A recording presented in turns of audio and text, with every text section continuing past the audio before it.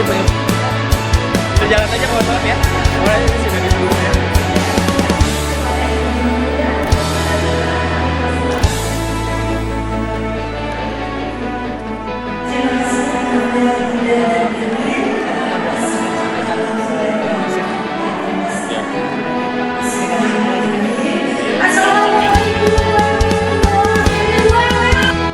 Bersama saya Nur Maida yang akan membersamai kegiatan kajian hingga selesai nanti. Hadirin, mohon informasi, KISNIS merupakan rangkaian dari SYD H.O SMA IT Asia yang merupakan festival di antaranya personalitas debatnya ayah bunda pasti penasaran ya.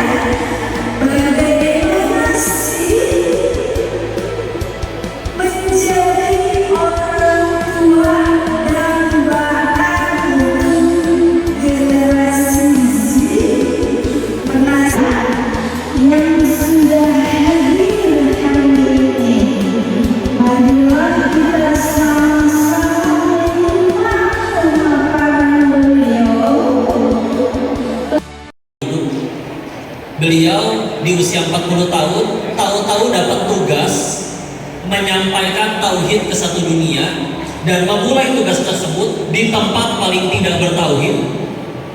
Iya dong, di sekeliling Ka'bah ada 360 patung berhala gak kurang. Di tempat di mana wanita diperjualbelikan, maka di sebagian hadis disebutkan ayat yang sering dikomplain ibu-ibu yaitu poligami, itu padahal ternyata ayat untuk membatasi. Karena yuk punten kenapa kadang istri justru paling susah nurut sama suaminya? Ayo punten ya, karena istri itu tahu modalnya suami. Iya, suami itu di luar tangannya dicium, dikagumi, dipanggil bos, dipanggil atasan. Giliran di rumah, balik bangun subuhnya 8:30 ya. Kan ya itulah pentingnya ibadah ikhlas ya.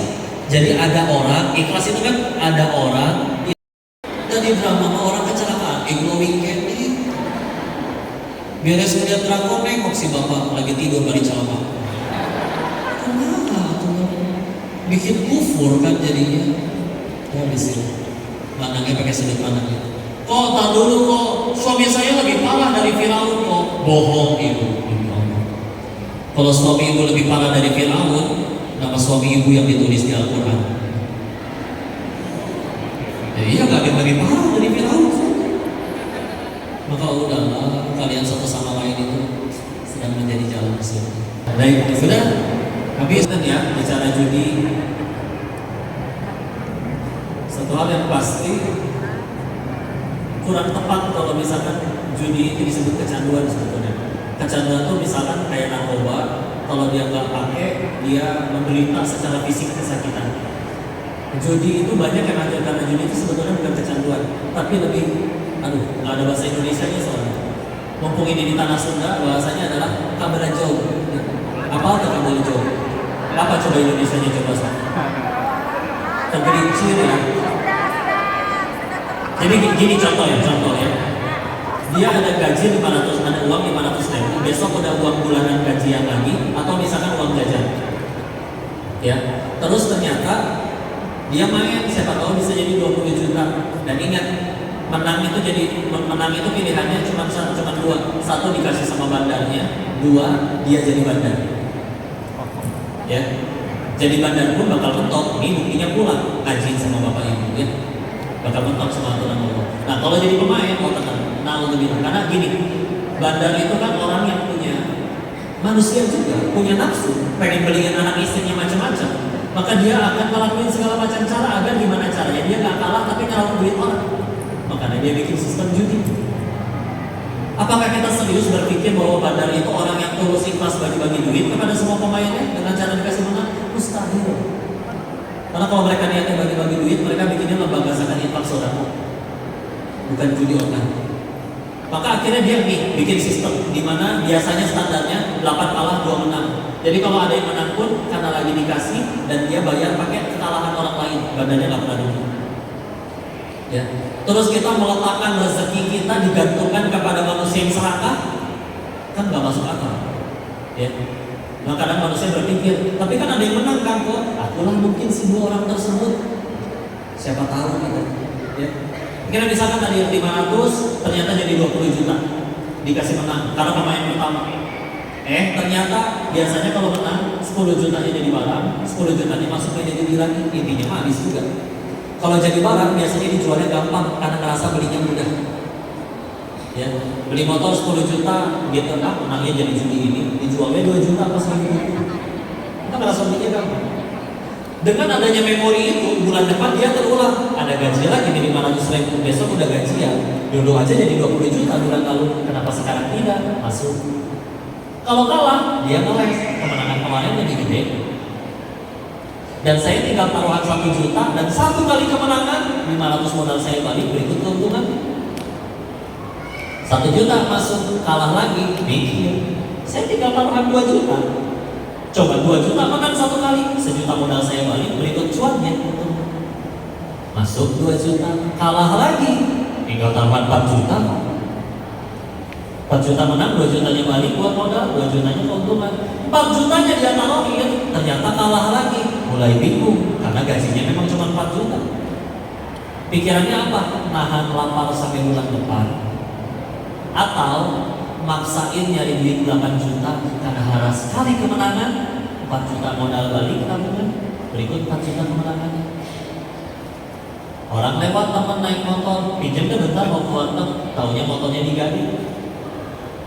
Masuk 8 juta, kalah lagi, apa pilihannya?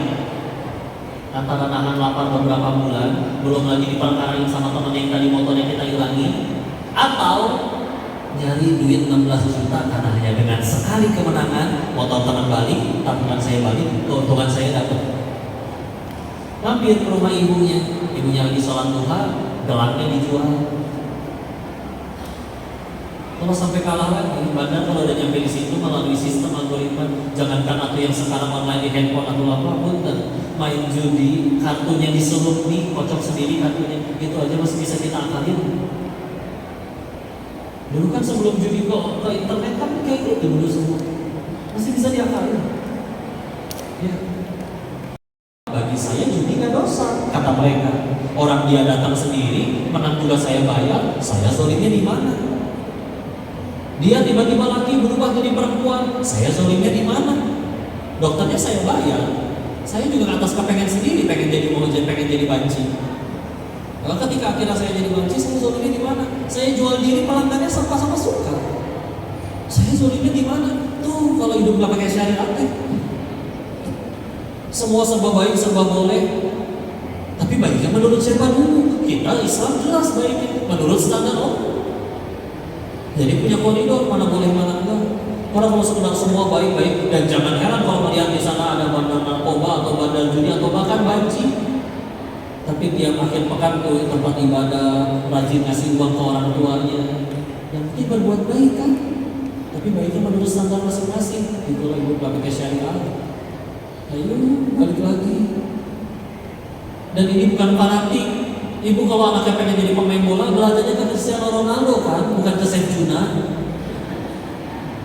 Karena sederhana, dia udah sukses main bola. Kita mati bakal sukses pengen, mulia pengen, bahagia juga pengen. Ada manusia yang udah paling sukses, paling mulia, paling bahagia, dan pasti ke surga. Contoh Rasul dan para pengikutnya. Kita hidup nggak mau ngikutin beliau. Terus selama ini bahagia dengan cara siapa? Ngalah. Nantisan atau stres melulu, ngalah bahaya itu hidupnya. Ayo balik lagi Quran Sunnah, petunjuk segitu jelasnya. Mau sampai kapan? Perlu berapa kali kecewa dan patah hati lagi baru kita sadar bahwa bahagia itu ada pada apa yang Allah suka, bukan yang kita suka. Kita kali yang nyari yang kita suka, padahal kata siapa yang kita suka itu baik. Ya. Oh kenapa jadi mana-mana begini? Enggak, mau tenang aja ya. Memang terbawa suasana aja ya. Allah cukup.